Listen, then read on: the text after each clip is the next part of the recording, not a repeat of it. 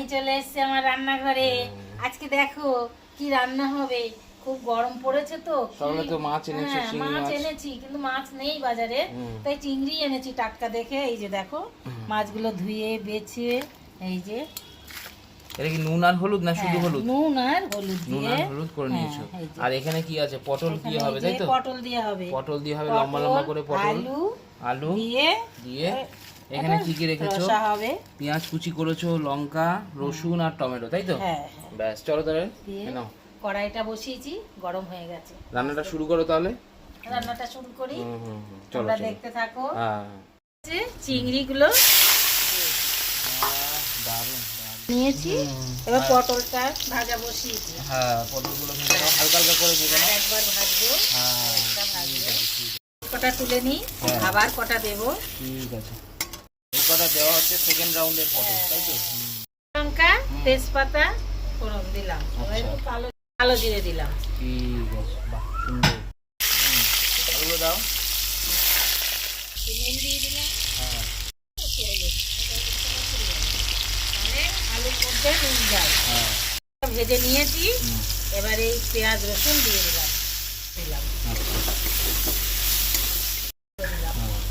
আছে, কালারটা আসবে নাকি? হ্যাঁ, কালারের জন্য দিলাম, এখানে জল দিলাম, তাহলে মশলাটা ভালো করে কষা হবে। হ্যাঁ, যা দেওয়া হয়ে গেছে। দিলাম যেহেতু পটল তো,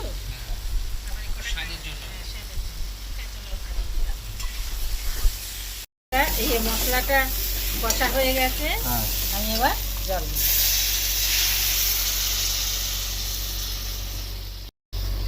এবার ফুটবে, তাই তো? হ্যাঁ, হ্যাঁ। ঢাকা দেওয়া? হ্যাঁ, একটু ঢাকা দেবো। ঢাকা দিয়ে ঠিক আছে। হ্যাঁ, আমি এবার পটলগুলো দিয়ে দেবো। দারুণ দারুণ, হেভি সুন্দর গন্ধ বেরিয়েছে। চলো এবার এটা ফুটুক। মাছগুলোও দেবো, মাছগুলো দিয়ে দেবে? ও, ভাজা কটা মাছ মাছ। রেখে দেবো, অন্য তরকারিতে দেবো। হ্যাঁ, হ্যাঁ, কটা দিয়ে দিই, অনেকগুলো মাছ তো, হ্যাঁ, অনেকটা মাছ। হ্যাঁ, অনেকটা মাছ, মাছ আর একটা অনেকটা আছে। আর একটা তরকারিতে দেবো। ঠিক আছে, চলো ফুটুক তাহলে। হ্যাঁ, ফুটুক। হুম হুম হয়ে গেছে, হুম। একটু গরম মশলা দেবো। হয়ে গেছে, হ্যাঁ। এবার নামিয়ে দেবো। নামাও, তরকারি ইজ রেডি। আর নামছে।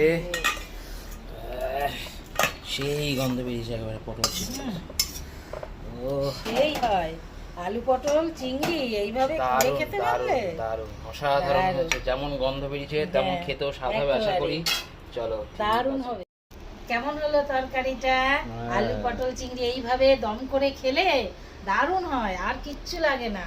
তোমরাও এইভাবে করে খাবে। হ্যাঁ, যাই হোক, এখানে শেষ করি, আবার নতুন রান্নার সঙ্গে দেখা হবে। তোমরা সকলে ভালো থেকো, টাটা।